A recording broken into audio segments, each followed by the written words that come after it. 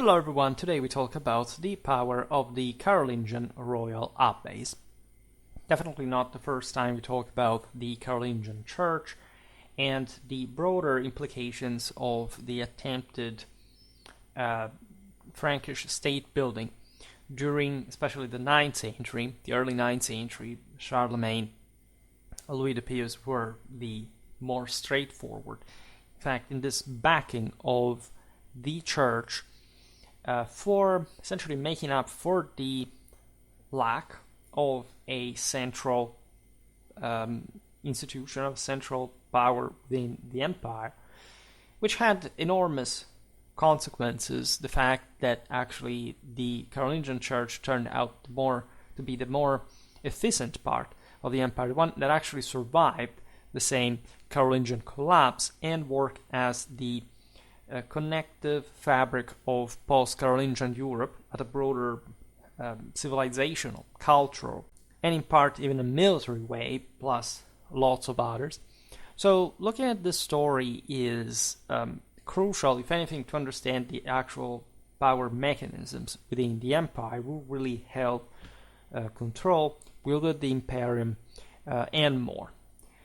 Today we will essentially focus on the Carolingian world broadly, meant obviously looking at how essentially the second half of the 8th and the first half of the 9th century were the golden age of especially royal protection over specific monasteries, abbeys, that had a very specific meaning, as we will see now. Essentially, the Carolingian rulers had confiscated during their rise to power in the 8th century, mostly at the time of Charles Martel, an enormous amount of church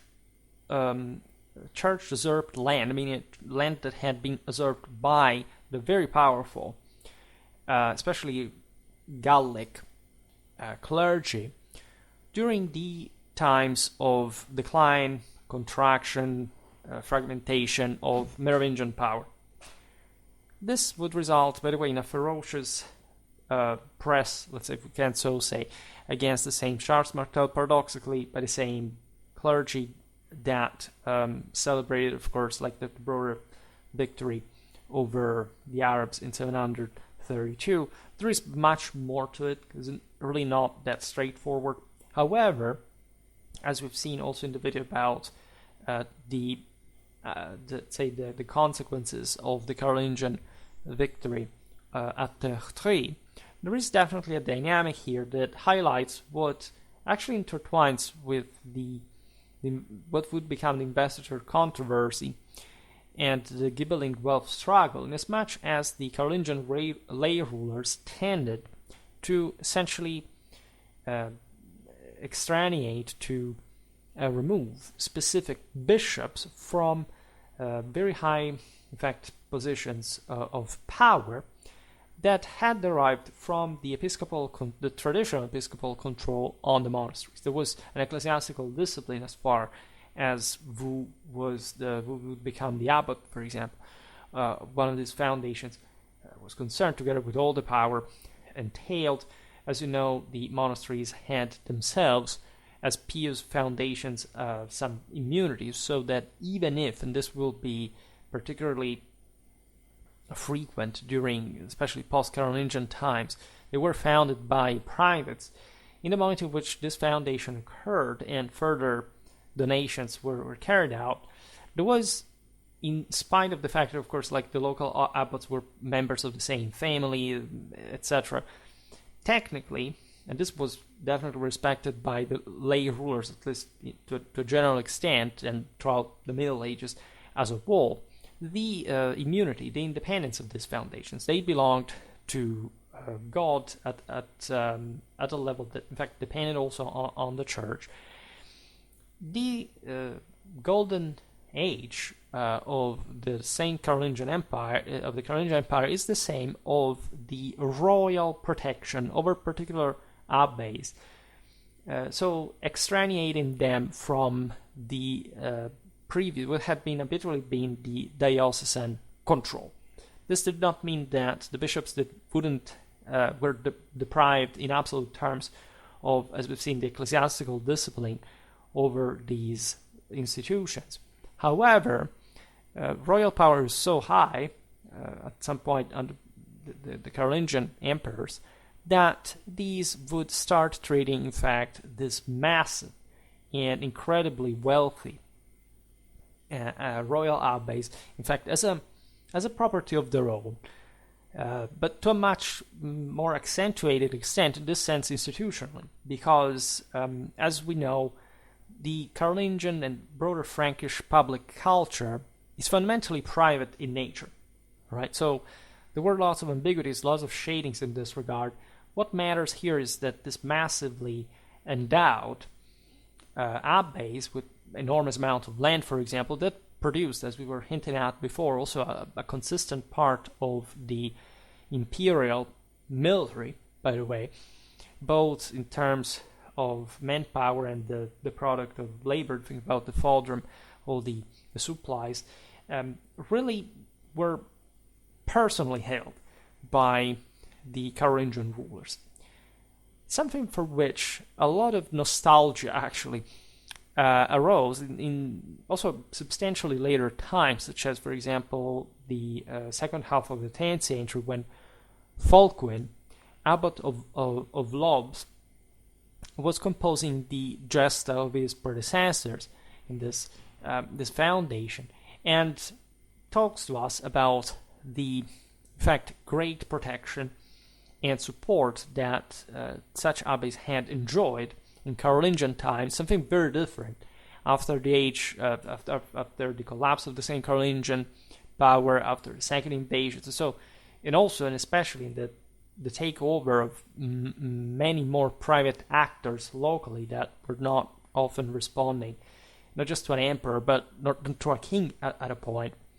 And that therefore made things appear much more turbulent. Indeed, and we've seen it in many videos, while, and I made lots of, and I will keep making videos on this topic, there were many, say, of these abbeys and monasteries that could boast really a large political and even military power. At the end of the day, the lay aristocracy was the most aggressive, most powerful to begin with, and also the ecclesiastics could not, as you know, comminate, for example, death penalty. They always needed an advocate for doing that, which means a layman that, in exchange for these services of, say, literally executing the sentences and so on, extended a degree of private control on these foundations. Reasons for which, since Carolingian times, the church had sided strongly with the empire. Yet another aspect that continues also in the rest of the Middle Ages. I mean, all the great monarchies and politics as a whole in Europe are, of course, backed by the clergy. There is a high clergy that mirrors the high nobility from which they basically also keep becoming, especially coming from, especially in the broader, say, in Frankish Europe, if you want narrowly meant, which is true, by the way, not just for abbeys or monasteries, but for the same bishops, archbishops that, as we were saying before, were at a point, like, also countering the same expansion of lay power to an extent, especially in the late Merovingian world before the rise of the Carolingians. Also, for all those who think that was just merely a positive relation between the empire and the church, this, as a matter of fact, was not the case. There was a balance, given that nor the empire nor the church could rule without one another. And so there was, if anything, at this point, more of a cooperation historically than, say, a contrast. Even though things, especially because of the privatization of power, were often not so neatly separated, so contributing to a pretty intense intertwinement of, of issues, of conflicts as well, of ambitions, and so on. So Fulquin writes in his Deeds of the Abbots of Lobs that we mentioned before, of this lost as glorious Carolingian time, during which his Lotharingian, we are in Lower Lotharingia here, abbey had been established on royal land, enjoying thus royal protection, right? So much so that the St. Lobes had, every once in a while, at the time, been governed by abbots of royal lineage, right? In the Gesta Batum Lobiensium, chapter 3, read, in fact, quod vide licet locus regius, regia munificentia constructus, regio ut dictum est palatio contiguus, which is also very interesting considering the nature of sort of Frankish Carolingian residences, because the source says this was essentially a royal place, because in referring to the abbey, it had been built by royal munificence, and as it is said, there was essentially a royal palace next to the abbey. So when we mean palace, we have to imagine, especially in Carolingian times, this sort of massive country mansions that have really been typical of the Frankish world since Merovingian times, and that coupled, you see, and this is a bit of a leitmotif in Carolingian administration, think about the missi dominici, the lay guy and the cleric operating in the two spheres of influence. This was true also because of the obvious Romano, let's say, Roman Christian ecclesiastical administration. In post-Roman Europe, you had the city with the diocese that controls this abbeys and monastery. But since the Franks are also very private in power, and certain parts of what starts being at this point Central Europe, but tending towards also areas that had not even been Romanized at a point, or so in a sort of scarcely urban fashion, presented this veritable country residences that would evolve often into some sort of castles, fortified areas that were attached, as you see here, to the great monastery, right, to the great abbey, which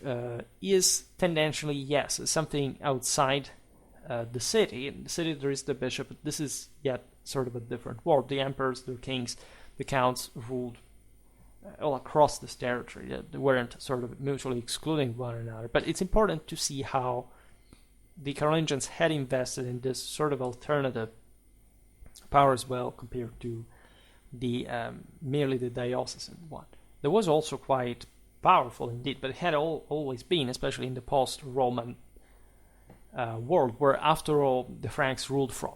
Neustria is the veritable center of Frankish power, more than Austrasia, and there, as we've seen, first of all, you can't rule without that land, and secondly, as a consequence, you can't rule without the bishops that are there and that have a massive ascendance and tradition and, you know, royal function. Probably think about Saint Remy, think about all the same city monasteries of Paris, for example. Made a video of medieval Paris if you're interested in this, and so on. And speaking of Fulquin, that writes in Ottonian times, in this sense also in an Eastern Frankish reality, was closely connected to such Carolingian legacy because he himself could trace his ancestry back to Charles Martel. We know this from the 3rd chapter of the Vita Fulquini.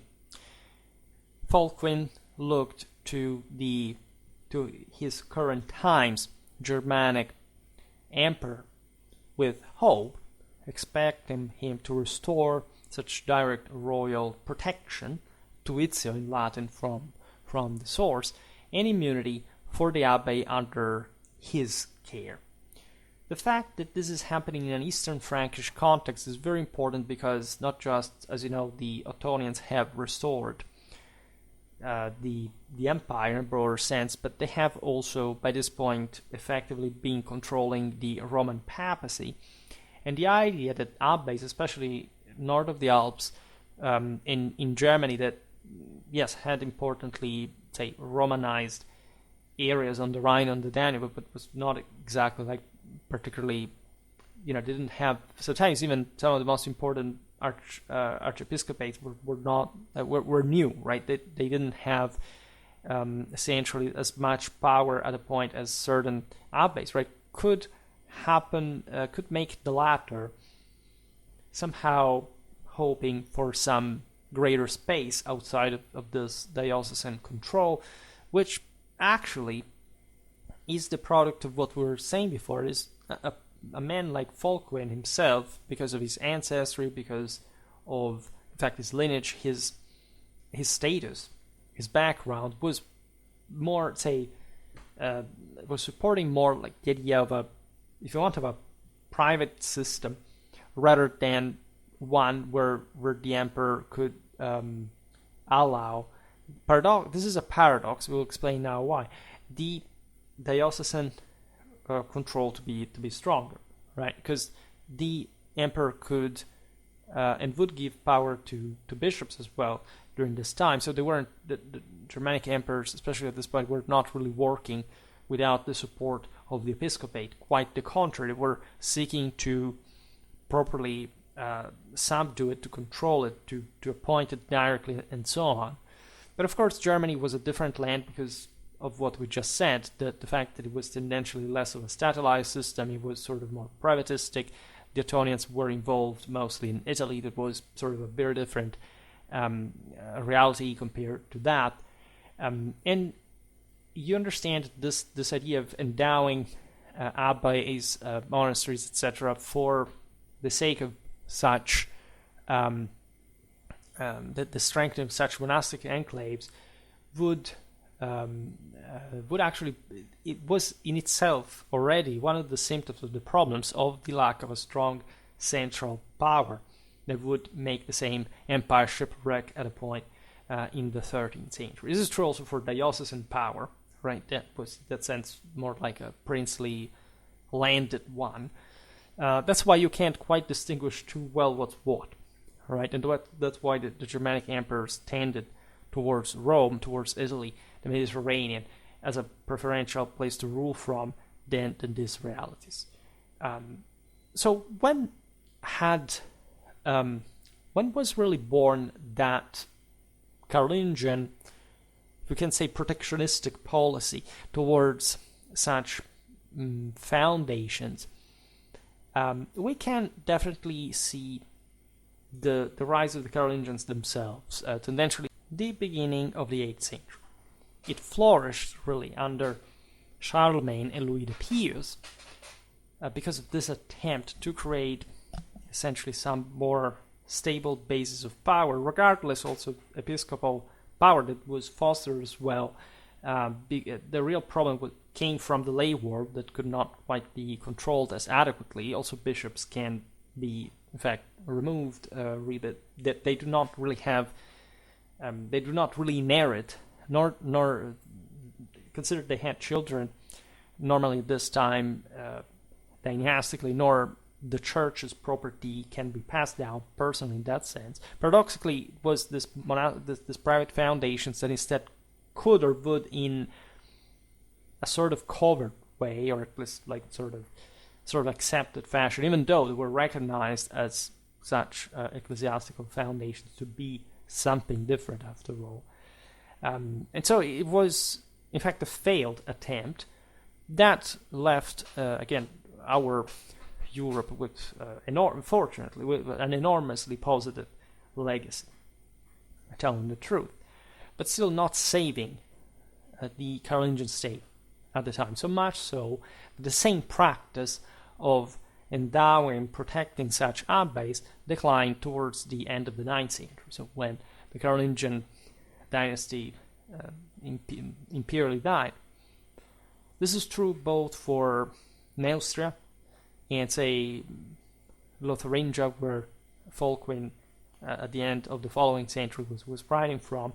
However, and that's why Fulquin's witness is important, this practice had remained best preserved in the eastern Frankish part of what was continuously the empire, right? With this traditionally close interdependence between the cloister and royal power. The reasons we just highlighted, right? That diocesan power was weaker in Germany than in Gaul. For obvious historical reasons, Germany had been fully, say, enucleated as such, even just in a sort of national cultural sense in the 9th century, with the end of its conquest by the kind of Saint Charlemagne. So there were lands, especially in the northeast, that had been just provided with an ecclesiastical net. The system was much less stable and unitary, and so providing local abbeys with ever greater property could simply help to maintain a balance also with the episcopal power and the lay one. Plus, there is in fact the imperial one in general. As you know, these were not particularly peaceful times as a consequence. But and so this is true for the world at the time. But of course, there are these regional differences in Europe that are important to understand. As you were saying before, Fulquin was hoping that, well, he was writing really at the time of Otto II, right? So that this ruler could restore Lotharingian abbeys like Lobs to their former splendor. By the way, Lotharingia was a bit complicated to be ruled, was more westwards, was slightly, say, more also detached, it was a sort of more a frontier area from the hardcore sort of Teutonic world, and endowing this abbey would have had an important consequence also for imperial control to an extent. The Carolingian monasteries had occupied a central position basically at all levels of politics and society. It's also obvious that such royal control had in practice, also when it could be exercised, which is not, say, always the same degree, but still a profound impact on the internal policy of such religious communities. As we've seen, there were some immunities that had to be safeguarded by the king, because this was, as we've seen, these foundations were properly erected on royal land, so regardless of the ecclesiastical foundation was just a big deal per se. Whoever would infringe in these lands would naturally do so in quite a disturbing way, politically, institutionally. Plus there was a tuitio, which is literally a subsidy to these communities that therefore depended partly on their further development by the kings. We're not talking just about donations. The tuitio is properly flow of of money, of even sort of more natural resources at some point as well. So we will naturally on Schwerpunkt look more at how not just kings but the nobility in general dealt with the cloister, the vastly effective, smart, and eventful patrimonial dynamics revolving around the foundation and the endowment of such abbeys.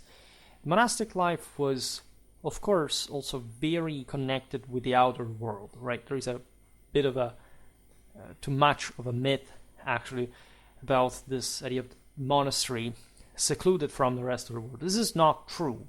Since the beginning of monasticism, it is especially not true at this point for such enormously powerful landlords that abbots really were, right? Including like in their lifestyle.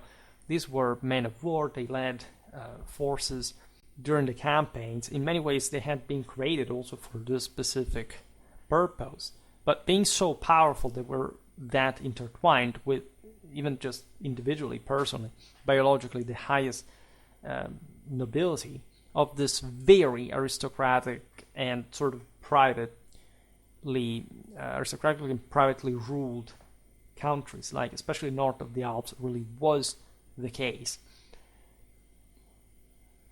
Consequently, each interaction, also between monastery, abbey, etc., was, of course, in part also cultural. There is at this point a great deal, for example, of manuscript production and exchange. There's really a lot of things going on in the centers. They're so important culturally, civilizationally.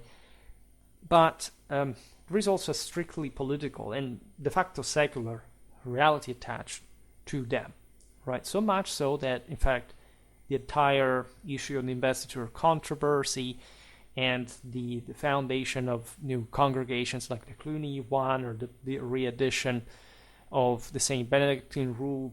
Think about the Saint Benedict of Aniane. I made a video about him under Louis the Pius, the second Saint Benedict, this Visigothic nobleman, in fact, that managed to revise, let's say, probably the organization of what was at the time in the West entirely a Benedictine system, for the sake of a greater uniformity and coordination and amalgamation of these monasteries, so that they would acquire a self-awareness towards the same royal protection. It could be really favorable, and so there were abbeys abbots like Folkwain, for example, that for political reasons was very leaning towards that direction, and others then instead wanted more liberty, more autonomy. In the same sense what the bishops had done back in the day, now that this great landlords wanted, like the vassals, etc.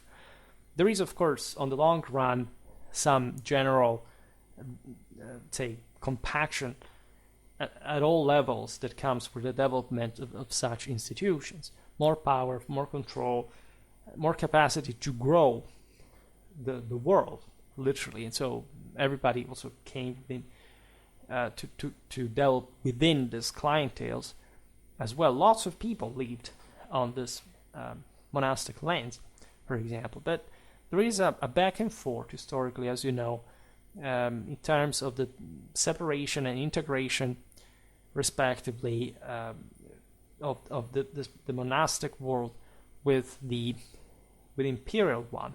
Such issue was reflected also architectonically. Naturally, there were some theological principles on the basis of which the cloister properly had been built. But the idea of, in fact, of an inner enclosure within the monastery itself, that was already by itself designed in a separated sense from the rest of the world, but not in the sense, again, that it could not be, they had to be permeable just per se, could not be penetrated, was designed for military purpose, like just look, as you know, with the Saracen, with the Viking, with the Magyar incursions. These structures were veritable bulwarks, right, that allowed the inner community to defend themselves, by the way, in a very, the sense, passive way most of the time. It's still one that could help preserving the same world, this citadel of heaven, the heavenly Jerusalem projected in the world, this sought after perfection by earthly standards. So we will at some point look at different aspects of this world in other videos. The larger abbeys are naturally the most documented and important of such foundations. So we are obliged to an extent, of course, to study them. Except when we look at the Carolingian era, you realize that they were really typical and at the center of the political mechanism. So the approximation is indeed correct. It was wealth and power handled by these abbots, living mostly in a rural world, but really being a community on their own, first of all, housing hundreds of people, and having, of course, ties of all kind with a town, with a city. As we will see now with the diocesan control, it could have not really been otherwise. But there is also a more merely spiritual dimension thing. The sense was really that these people had, in virtue of their contemplative purity, that was functionally, organically separated from the one of the warriors, of the bellatores, had to in fact inspire the latter and the rest of society to those standards that would safeguard by God's grace the ruler and his realm, which is even more important for the royal abbeys in particular, that were factional in this sense. They supported the current leader that was connected with the foundation. All right, so there, in a traditional world, there could not but be this truly Catholic unity behind the entire system, and hardly a fracture or a division you could simply categorically make on the basis of the single institution. No, this is not the case. Even the more powerful and larger royal abbeys had been founded at some point, starting thus from humble beginnings. This is particularly evident in the Eastern Frankish kingdom, even before it became so by the partitions of the Carolingian Empire. As you know, the Anglo-Saxon mission, through enormous figure like Boniface, the apostle of the Germans, had really made a huge leap forward in the history of civilization. Boniface's disciples contributed to really found the what would become the Teutonic ecclesiastical organization and administration. Boniface was also very controlling. Was a strong central authority in the church, including the one that the papacy exercised by overseeing all these missions. It was an incredibly intense contact and communication concerning the very details of the evangelization of this or that community between these missionaries and Rome. Right? You have, at the death of Abbot Wigbert of Fritzlar in 732, important here, Boniface sending personal instructions to the same local community in this fringe world that explains how regulated such communities says. We have this text from Boniface epistle number 40.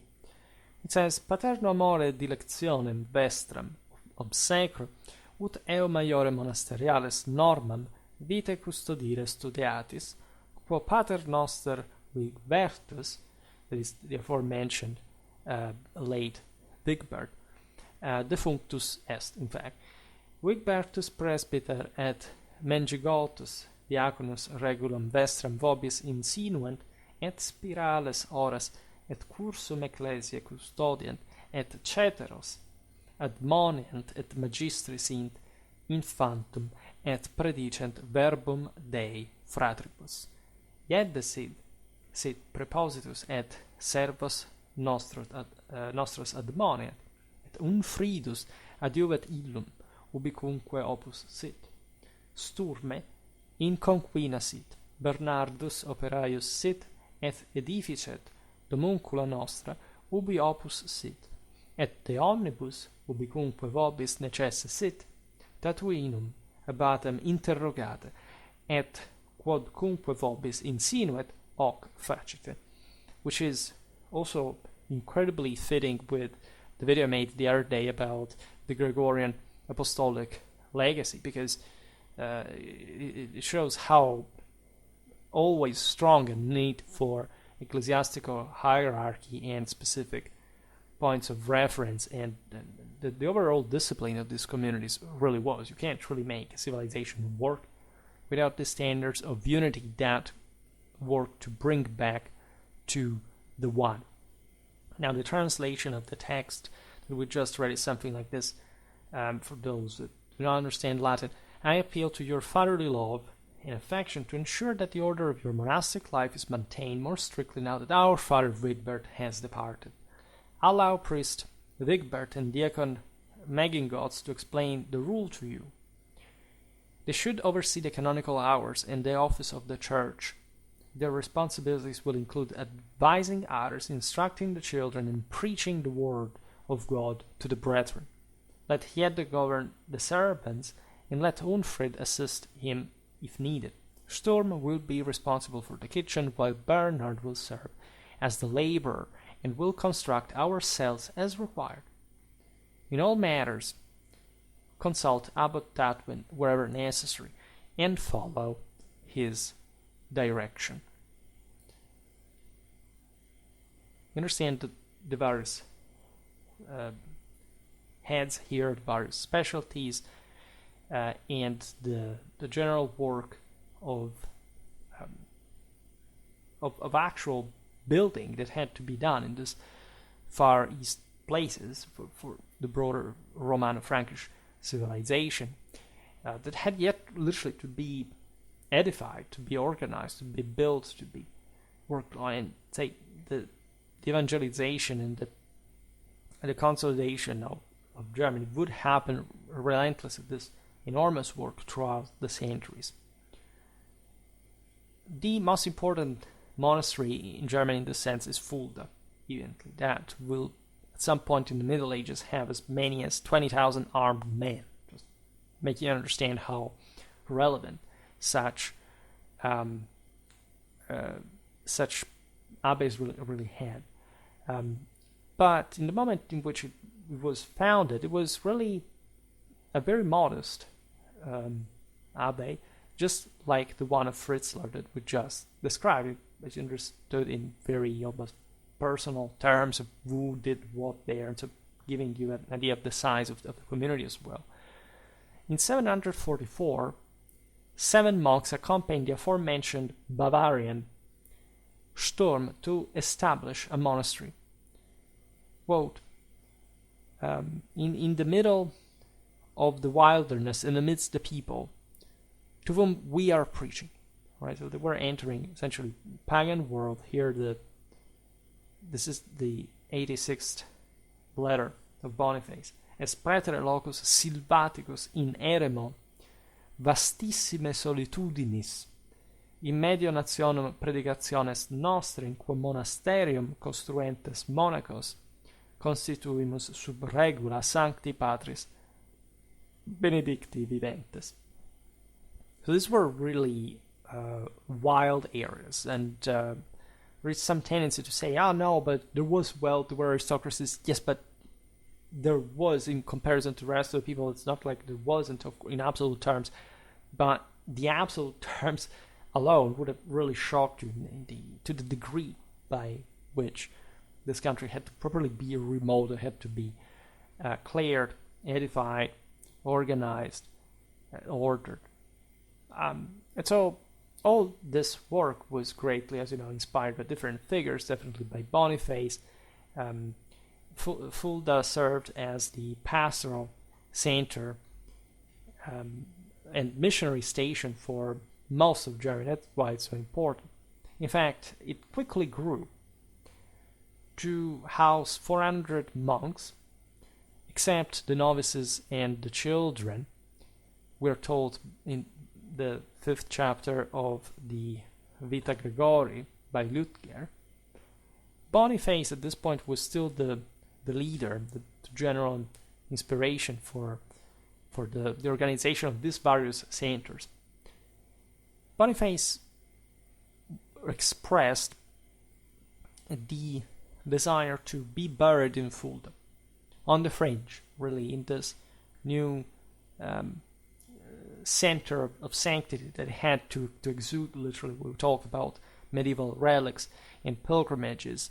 Fulda would remain, as we observed, this enormously important center in German spirituality.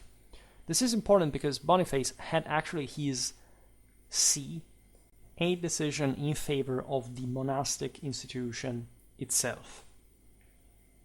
Sturm would turn out to be the first proper abbot of Fulda, and as such, he still remained a secondary figure in all this compared to Boniface. He was there for administrative reasons. If you want, he was an important monastic soul, but before Boniface's death, that, as you know, happened by martyrdom in 754, he wouldn't really be the leader of Fulda per se. After that, there was a conflict even over the control of the monastery between Sturm, that was the abbot officially at this point, and the Archbishop Lul of Mainz, that since Fulda fell in his episcopal control, and the most important one in Germany, you know, Mainz is very central properly. It has properly an advocacy for the entire German church, began to question whether in fact his same predecessor in Mainz was right in providing Fulda with such an enormous power, and what would become of this, who was really in charge and who would decide really who could rule over this enormous landed property and the thriving community of monks inhabiting there. We are in the time of Pippin the Short, that solves this matter, so erecting himself as the lay protector, as he's the king after all, reinstating Sturm, that had been removed during the struggle, transforming thus Fulda, however, into a royal abbey. We know from the Vita Sturmi, chapter 20 by Eigel, completely free from Lul's dominion.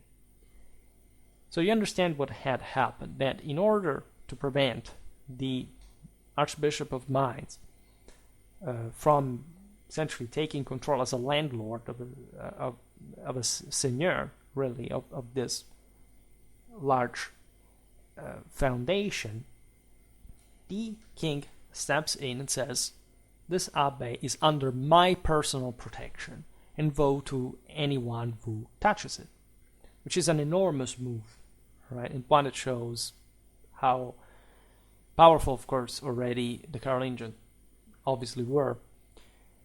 Fulda's fate after Boniface's death shows definitely what trend the rest of the Carolingian monasteries were to follow.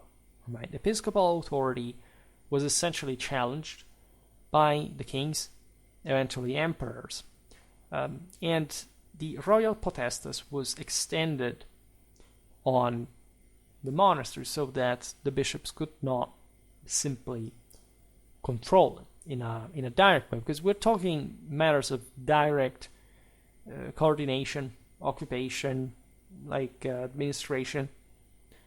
No, the monasteries have to work on their own, hopefully. And those who have, of course, the royal protection, not all of them, right? This could not be possible. Definitely the most powerful ones were the ones that, as a king, you wanted to control and had the power to do. This is also a radical turn compared to what, especially the Gallic trend, so the one that had informed Merovingian times, that had in turn informed very much the same Carolingian ones. Basically everything that we see in the Carolingian Empire is the most the development of something that the Merovingians had already done under every single point of view, except the Roman crowning by Charlemagne.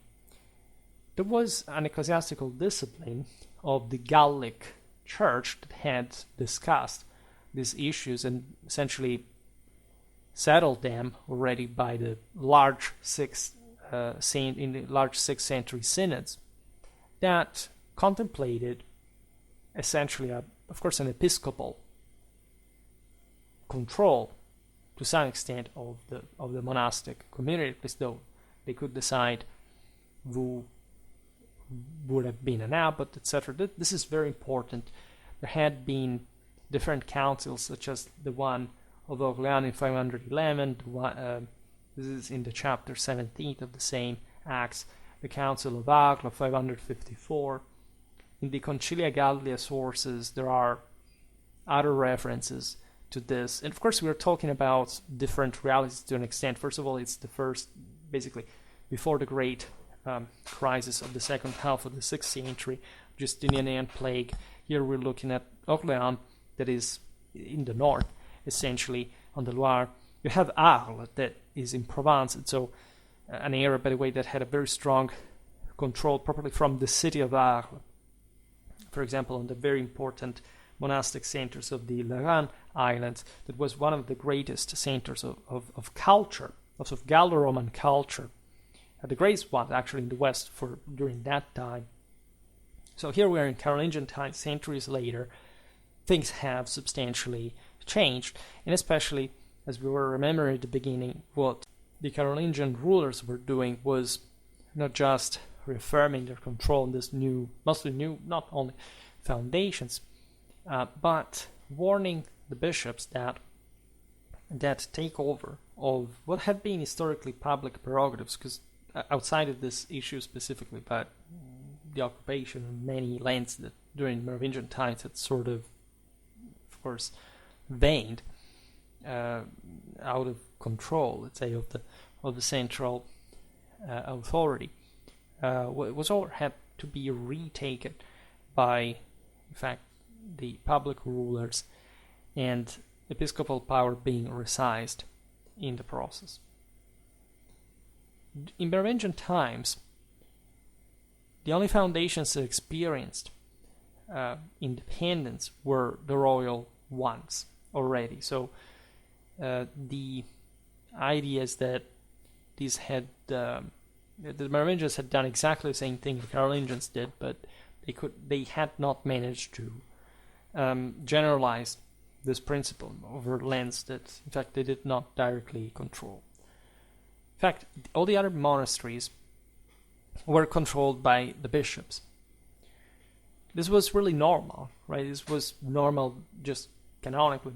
In many ways, there had always been a contrast, even a sort of lack of trust between the bishops and the monks, for obvious reasons. The bishops also were much more illustrious figures, just compared to the monastic world, that was slightly countercultural and vaguely, in fact, more heterodox. We can't speak, of course, of a separation of ecclesiastical and lay power. Again, also in Carolingian times, if there were royal, say, abbots of royal lineage, this was the case also for many bishops. That had, by the way, at some point, well exercised their prerogatives over the monasteries regarding internal discipline, supervising the customs, also the same appointment of the abbots. So generally speaking, they had been a positive figure. Now there was a stronger one that was reactivating and wanting to rebalance out the ratio between kings and bishops' power. That would happen, in fact, sharing still, again, a control over the monasteries. They were not really severed from episcopal supervision, as like the entire community really was. There are administrators of ecclesiastical property that come from the episcopal entourage, overseeing also just the local productive activities. Monasteries were very, say, active working places. The local communities worked to maintain the same abbeys, although ecclesiastical law prohibited bishops from outright ownership of monastic lands that were pertaining, in fact, to a different dimension, one of almost often connected with specific saints that thus remained unframed within the ecclesiastical administration per se. There's the secular power per se. They nonetheless enjoyed usufruct and could manage oblations as well. Lay founders of monasteries were allowed, for example, such rights of usufruct themselves, but only during their lifetimes, thus preventing aristocratic families from utilizing their monastic foundations as sources of dynastic power. And don't get me wrong, what the Carolingians actually do by establishing these royal foundations is, of course, intending them as family, say, royal family personal, almost personal property, not quite completely, that cannot be done even by them, but in function of public force. I mean, the monarchy, the empire, was the only state, let's say, the highest level of public authority that existed. And so if these royal, Charlemagne, Louis XV, were struggling to establish these centers to extirpate them away from the other lay nobility that was, in fact, the one that eventually made the same empire crumble, again, at the end of the day. So it was a quite precarious but clever balance, the one that they were establishing, and not simply one against, say, the episcopate per se at all, right? It was literally just a matter of degree of balance. But again, they needed each other to rule to begin with. So given this context, the new model exemplified by the Gaelic missionaries, by Columbanus' influential monastery of Luxeuil, especially, where in the last decade of the 6th century, had remained an appealing model for lay founders, as it was uninviting to bishops, in part because the same Celtic abbots were notoriously bishops themselves, simply because in Ireland there were no cities, and so the Roman Christian administrative model could not be replicated for a while, as long as the Celts had that influence on, for example, the development of the Anglo-Saxon Church. There are some consequences in this that survive even after the takeover of the Roman model. There's greater power, for example, in English abbeys historically than other parts of the continent. But for this reason, the Celts were bringing this sort of ambiguity on the continent. First of all, they had this much more rigoristic, brutal, when not literally torturous, discipline that was going against like the secular necessities even of an episcopal office. But they were bringing a bit the same distrust towards such secular reality because they had never even really seen it.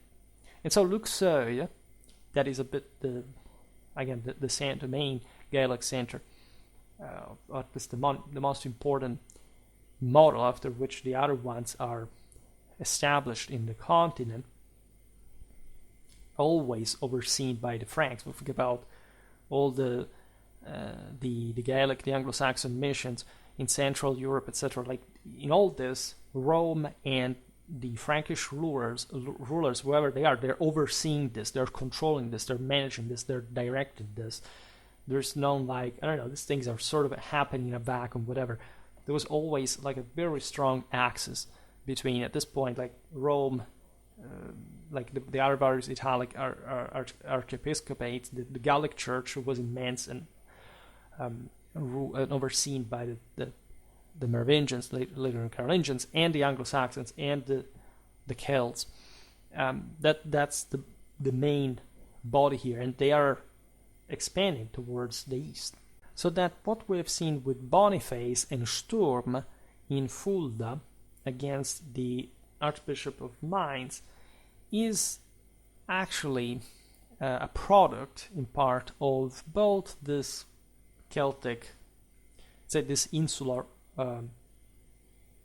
tendency, right, leaning towards a sort of greater power towards the episcopal, this greater episcopal potestas to begin with, and the fact that there was definitely something almost militaristic in such colonizing evangelization. I mean, they were literally, and that's also how they would get killed at some point in the process, established, as we've seen with Fulda, literally into pagan lands, and begin from there. As we have seen, these bishops were hardly missionaries, and if they were, they tended to prefer the monastic dimension, because that was truly the real say, a mission out there in the frontier. One thing is, I don't know, Charlemagne that destroys Saxon power, occupies the land, fortifies it, deports people, whatever, and start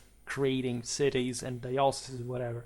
One thing is literally these guys being backed by, say, having some missionaries that are backed by, subsidized by the Frankish rulers and the papacy, but are literally alone out there amidst peoples that nobody's really invading or conquering in arms at this point. This is very, very, very important. We will come back on this frontier at some point because spiritually speaking it has enormous implications. It's obvious at that point that the abbot must have locally an unprecedented power, right? So that's why Germany in part remains this, because also later the abbots were sort of much more exposed. Like Gaul was a much tidier reality in as much as this hierarchical conventions had already been established and solid in spite of the political troubles and fights. Germany was sort of a more dangerous place because of the much greater instability that also in the 9th, 10th century was out there, this still half-civilized land. The first wave of Columban monasteries had consisted of royal foundations established by kings and their relatives, but soon lay aristocrats emulated this model as well. So providing with more power to this abbots, so allowing the same nobility to establish this untouchable foundations competing with the royal abbeys. Very importantly, we notice that such monasteries were primarily situated in the more remote areas of dioceses, meaning that the bishops, of course, were not very happy with this, but they had enough power to, say, recriminate and making this foundations peripheral, not to interfere with their own assets, because this was also another issue, of course, that the local churches did have, of course, their own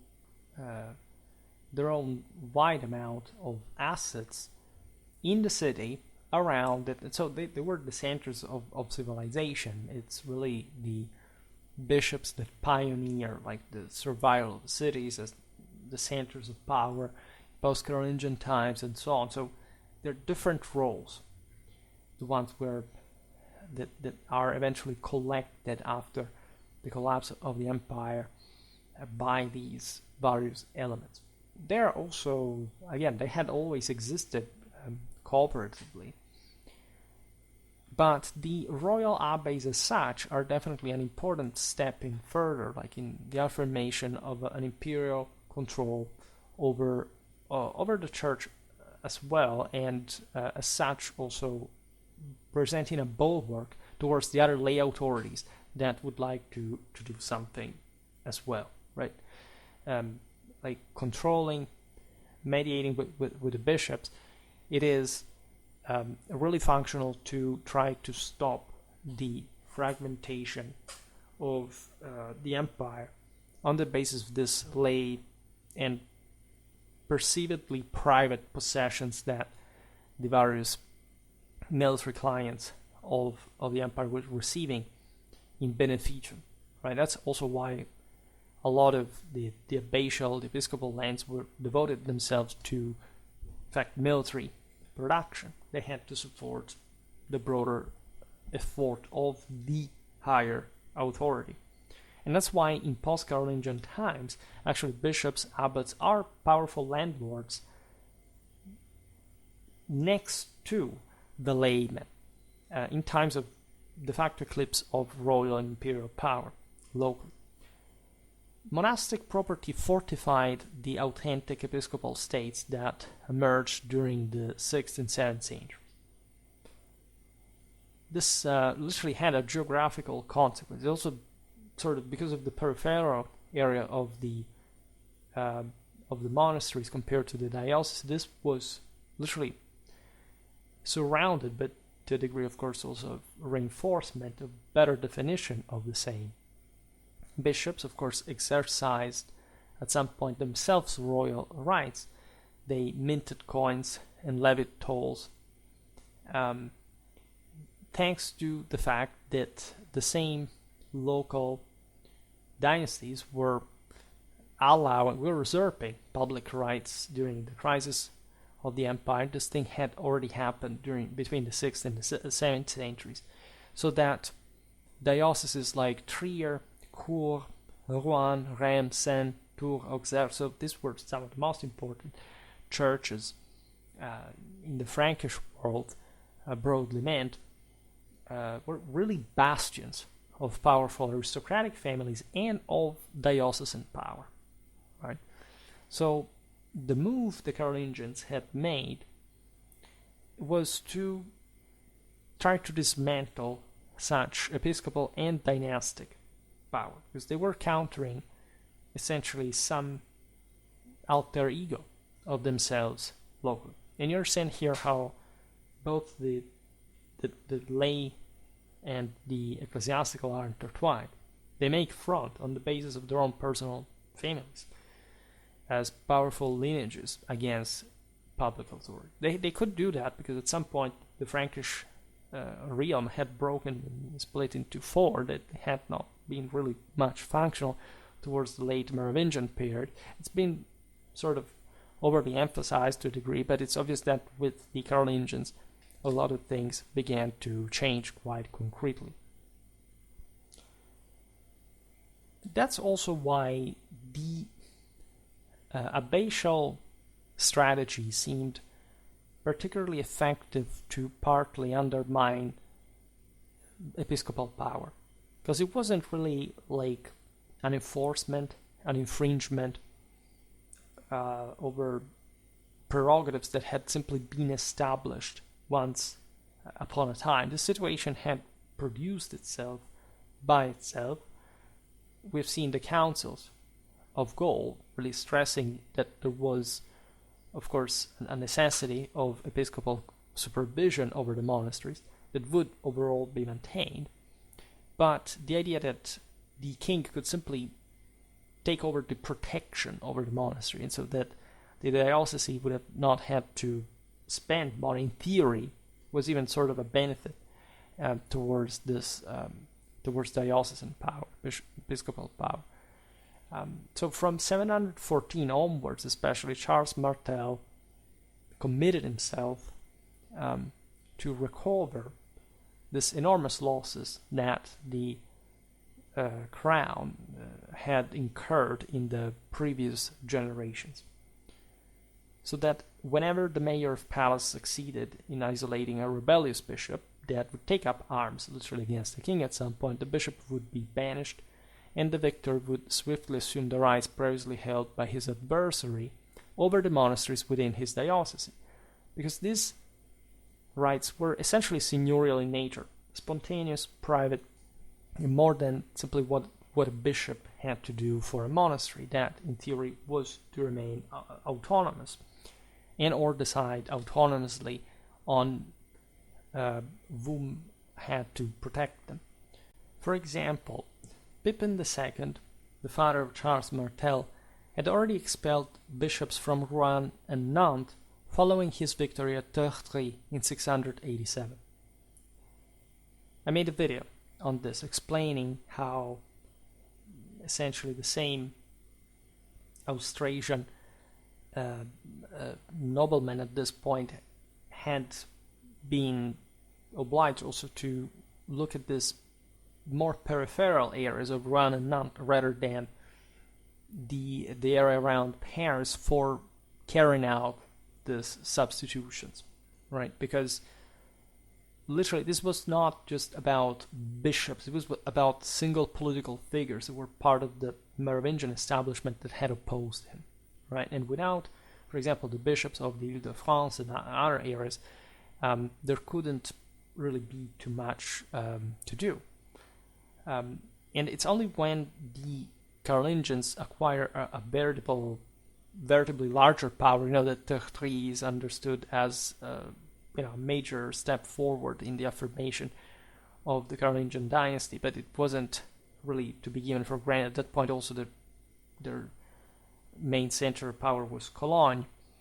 But Charles Martel did the same in 717 with a much more powerful bishop, the one that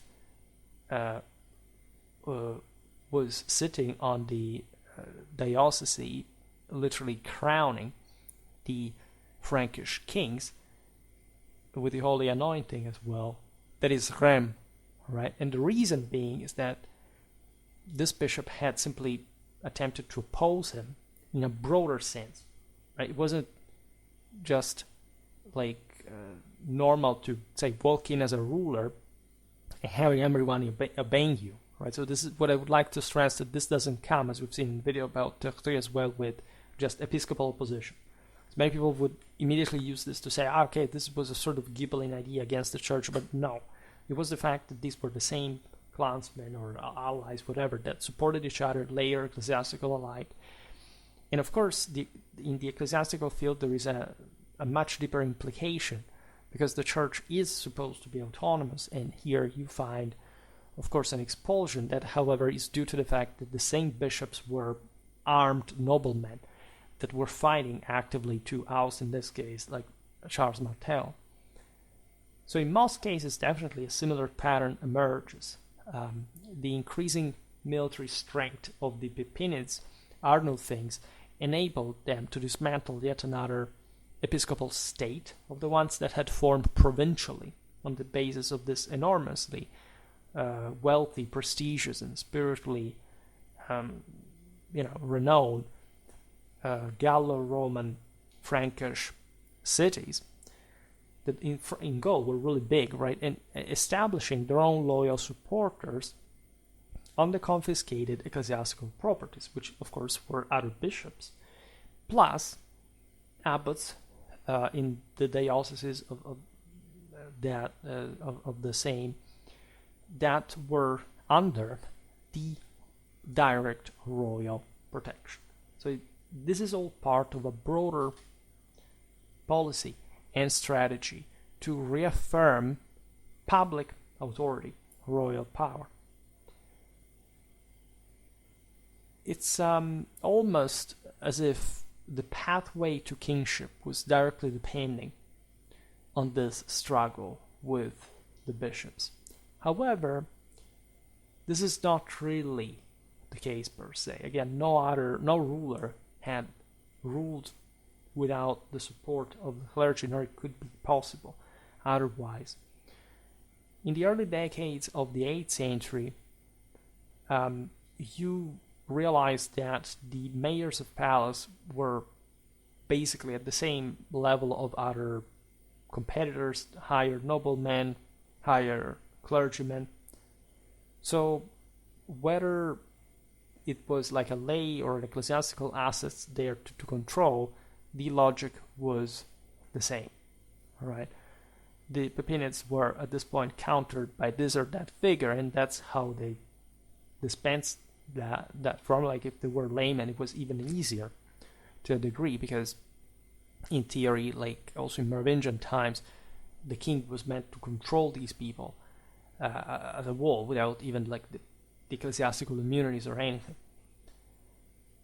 That's why the strategy of founding the Eigenklöster, so this properly royal monasteries on the basis of their private royal donations, was over time the best way, right? Just to maintain, of course, the most of the lay and the ecclesiastical establishment intact, but using the resources, the surplus that the kings got to consolidate, in fact, possessions that could be more directly surveilled,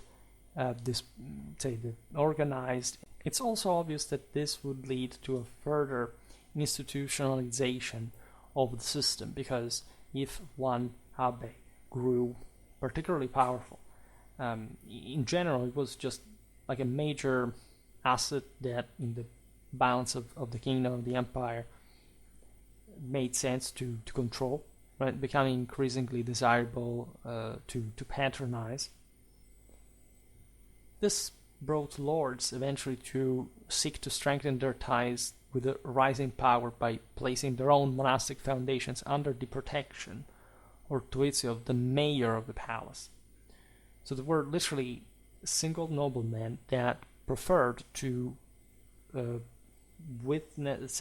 allow royal protection on their own private foundations, right? Considering how these would be endowed, especially at the peak of Carolingian power, then manage it on their own, because they knew that they were not just better protected to an extent as long as the public authority was strong, but that they would receive a literal tuitio, so that these assets would grow. So with resources that were not the ones of the family. Of course, the king, the emperor, would want something in return regarding the disposal of the local resources, for example, in case of, there were military clienteles, or again, the resources required to support those in camping, for example. But it's obvious that when the imperial authority began to wane, these monasteries were just there, where they weren't moving physically, and if the local clans that had founded them were still there, because they had not extinguished, they had not died out or transferred and so on, especially in post-Carolingian times, there would be this massive monastery at hand, sort of on steroids because of the former tuitiones, and now obviously tending to bond with the family of origin rather than royal imperial authority that was pretty weak. Actually, some monasteries would, depending on who was actually directing them. This is also the point, and that's why there was such great competition, and this practice of royal abbeys became so important. They could also ask the current king that kept existing, right? Emperors at a point did not exist, or were so sort of regional, provincial in nature, that as if they hadn't been there. But so contributing as well as independent or semi-independent polities on their own, lordships on their own, to support this or that strongman, whoever was in charge. It's no coincidence that an early instance of such a transfer conducted by a lay founder of a monastery to Pippin II occurred after the victory at Tertry in 687.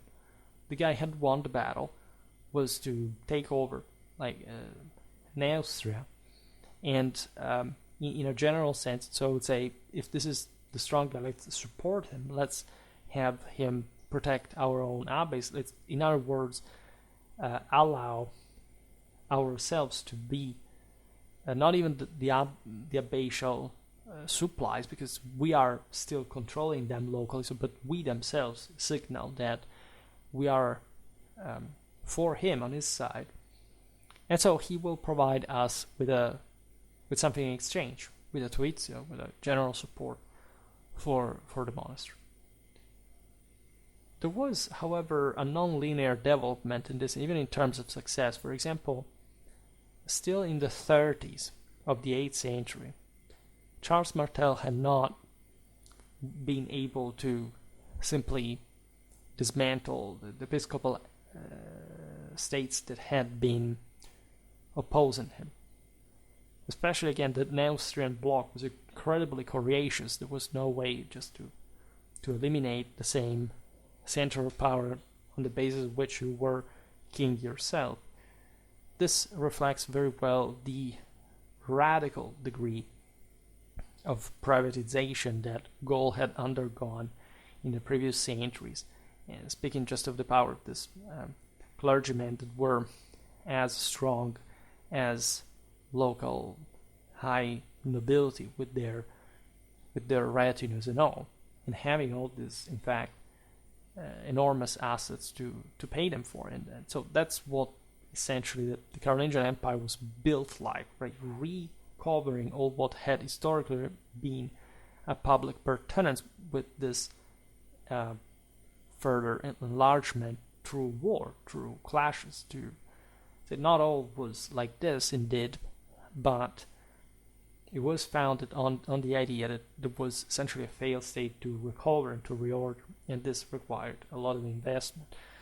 When Pippin the Short, ascended to the throne in 751, all the monasteries that had supported the Pippinid Arnulfing's rise to power became royal monasteries. It was that sort of institutionalized by the mid-8th century. In other words, they were sharing in the glory of the new dynasty by affirming themselves as an estate, immune from the devastations of the wars that had been fought in order to recover such power. The significance of these monasteries to the power of the new dynasty is evident from the fact that the mayors of the palace generally reserved control of the monasteries for themselves rather than transferring them to their loyal supporters. This is of course obvious in that case in which such monasteries had been just recovered after times of war, where the previous, as we've seen, rulers, lay or ecclesiastical alike, had been destroyed. And so there was, of course, a Pippinid Arnulfing attempt, especially at riding the wave of their initial success of the temporary military deterrence they owned through their successes, to just retain them with their own very sort of personal connections. However, over time, the system became generalized in a way that it wouldn't even make sense to avoid certain trustees as vassals, essentially to control these places as well. At least the monastery was, as we've seen, in itself capable of having an autonomy on their own. So if this happened in a very, pacified area of Neustria, and nobody there would rebel at the peak of Carolingian power to the rulers, there wasn't need just to garrison, to control the place, to have just a direct military presence or control. So things would be administered by the same monastery that just was content of having a royal protection in general, and woe to those who would do anything against it. And so when you look at Charlemagne, successors, there is this continuity for a while, the success of the formula. In 806, Charlemagne succeeded in dismantling the essentially Swiss Alemannian Alpine Russian episcopal control of Kur over the monasteries. This was well entrenched in the Alps. There is a reason why that had been the case even after such great peak of Carolingian force. Charlemagne established a count within this diocese, as it was also normal in the general administration of the empire, but the three most important monasteries became royal foundations instead of being incorporated into the comital endowment that, as we were just pointing out, had become the practice in Francia. Meaning what? Meaning that, again, the local count that existed everywhere in the empire as a normal district official, also since Merovingian time, would have had, as a vassal, of course, a duty of protection of the local monastery with royal protection, because he was the guy exercising the imperium there on behalf of the king, the emperor. Which doesn't mean, of course, that the monastery belonged to him personally. No, it was just something belonging to a higher power that was properly the royal one, right? Not merely the personal comital one. It's obvious that later on things would start generating, as we observed before, these local comital dynasties, some of which had founded monasteries themselves in that way, would retain a much greater control on monasteries that had at some point been royal in nature. That's why Fulkwind was complaining in the late 10th century. In any case, in Carolingian times, the systematic consolidation of major monasteries under royal protection occurred consistently. Whenever a conflict over succession to the abbacy created an opportunity for the royal Tuizio, the king seized the chance, as we've seen Pippin III did in Fulda. He could be just an arbitrator in general. He didn't have necessarily to step in as full protector, whatever.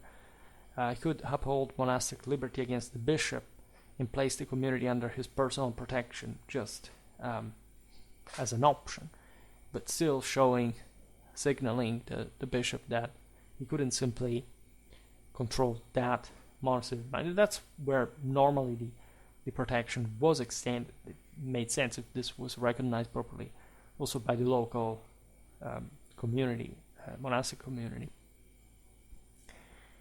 That's also why successive kings firmly retained their monasteries. Charlemagne restored extensive property to the Bishop of Auxerre at some point to show that, again, dioceses were playing right in the broader games while they were not ousted.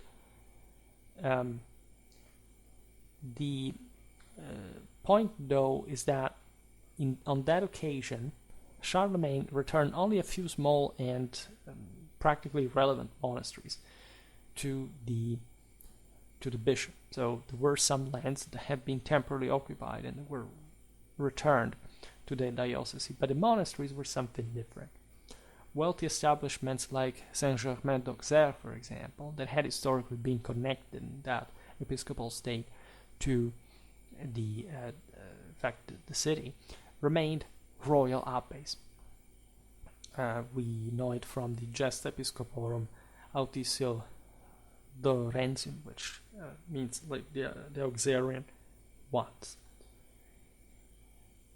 In other words, a great part of Carolingian power rested on such monastic possessions. If you look at them overall, the royal abbeys provided a large part of the royal army as a whole, at least a significant one. You're talking single fractions, and this is the measure of how powerful these estates were and how powerful the Carolingian rulers were just to manage to control them, especially during the phase of expansion of the empire. Then things started to turn the other way around, because this was not essentially much of a different system from the one the emperors controlled the lay and the ecclesiastical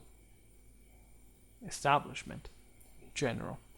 The Carolingian Empire disgregated for reasons that went beyond how much, say, what is control here, right? What does it mean to simply have a royal abbey under your control? It means still that you depend on what the establishment decides in general. If you offer them conquests, slaves, loot, etc., that's something they will fight for you after this. You may have nominally extended or even just administratively extended your control of all these various lands, but you don't have anything like a decisive force within the same, which you can simply have blind obedient 50% plus one of the moral force, at least of the whole moral force of the empire on your side, simply by blinking. That's why, again, that the empire collapsed in the end. However, think how importantly such assets have been structured over this time. Still have to make videos about Carolingian logistics to explain technically how many resources were properly harnessed just to make this immense expeditions capable of conquering entire parts of Europe in one shot. Plus, think that many actual, say, one way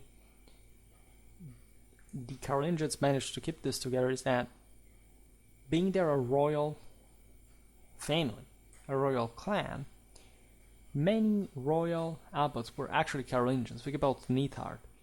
There's a great source for Carolingian warfare, at least to an extent. He died fighting against the Vikings in Aquitaine. This was a grandson of Charlemagne, and being an abbot, normally fighting as any other Carolingian nobleman, and writing also a history, and telling us pretty interesting things about the mentality of the Franks at the time. And there is, it's all intertwined with the same ecclesiastical education in that case, and so on. But everything was so blurred, and it's this blend that actually signified how cohesive the Carolingian Empire had come to be, how it managed to bring Europe together and to leave so much as a legacy in the wake of such unity. Once the Carolingians established themselves and the episcopates were sufficiently restrained, the cooperation, of course, between the rulers and the bishops was imperative. Right? Much of this episcopal recovery was also due to the fact that the Carolingians had been newcomers, right? An Austrasian dynasty that gradually came to erode, an establishment that had sedimented in Gaul with all these massive privileges and prerogatives of this essentially senatorial episcopal families that had for centuries, you gotta understand their perspective as well, entrenched their own, in fact, prerogatives in this provincial realities, starting often from these massive Roman cities that in spite of being degraded have held out and were impressive force, the episcopal power well structured in it, and having this overall charisma and spiritual power over, in fact, the communities and so on. And so couldn't really do much to extirpate that, nor anyone who was really seeking that. Of course, there were bishops in Austrasia where the Carolingians ruled as well. And so that wasn't like, I don't know, the Carolingians said and everybody obeyed them. It didn't work like that either. But they had their own, they were battering on their own horse against other opponents, some factions within Austria and so on. So we'll see this in detail in some other video, but the one about the three actually is quite telling, especially in showing how strong the continuity with pre-Carolingian establishment really was under the Pipinid Arnulf things. Like, basically the system remained the same. It just sort of remolded it to an extent and placed the right people in the right places and began to carry out these policies that were just the expression of a very strong power concentration at the moment and a capacity to veiculate the establishment towards different directions that were profitable, after all, for everybody involved. Otherwise, it would have not really been an empire to begin with. Anyhow, new regulations also needed to be established for the governments of monasteries. This is outlined in the Synod of Bern in 755, that was held exactly to regulate the new situation of the royal ones in this, say, new governance. Monasteries were to be categorized as either episcopal or royal, so that the bishops maintained their own power, of course, in many of them. Pippin and Charlemagne, in fact, acted accordingly, ruling with determination, but of course recognizing the prerogatives of the bishops, well, which they could have never been ruled or even crowned to begin with. Thus, the efforts of lay aristocrats to use monasteries as foundations for independent power were effectively curtailed for approximately 4 generations. There are the ones which the Carolingians still have a lot of steam to move the entire system and expand it and make this establishment profit from it. It was only from the 80s of the 9th century that the royal monopoly on monasteries was seriously threatened. Lay lords began to assume control over monastic resources, which is, however, something we must study also in the details of the various parts of the empire, because in spite of the Carolingian revival, that there were lands, for example, in southern France that had only been partially reacquired, in a sense. Think about Aquitaine, or how many rebellions happened. So in this context, there were many destabilized situations. Even though there were abbots who remained loyal to kings, there was also a great instability and change at the top.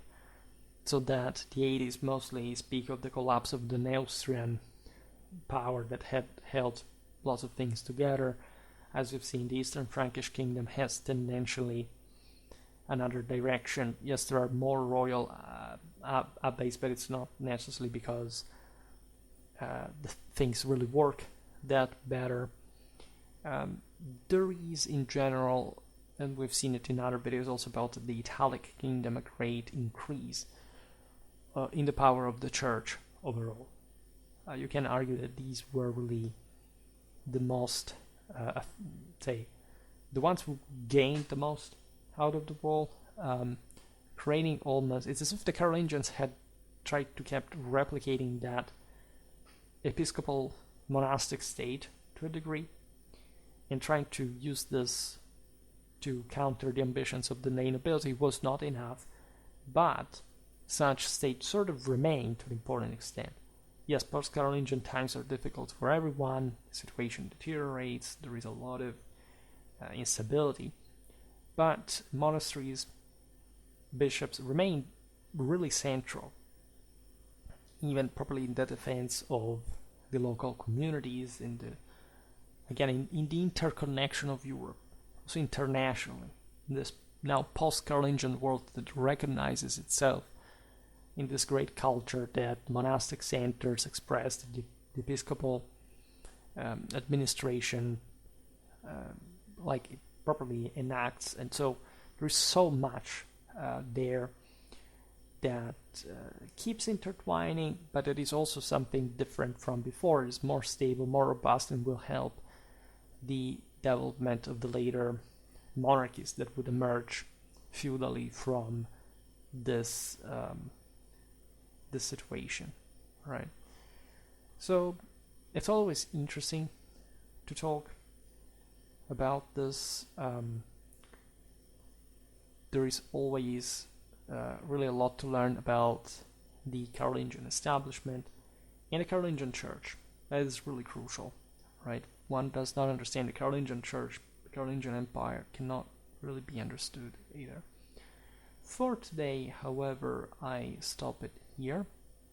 I just hope that you enjoyed this video. If you did, please share it, otherwise leave a like or subscribe to my channel if you're interested in my upcoming content. As always, I thank you heartily for listening to me. I wish you a nice time and see you next time. Bye.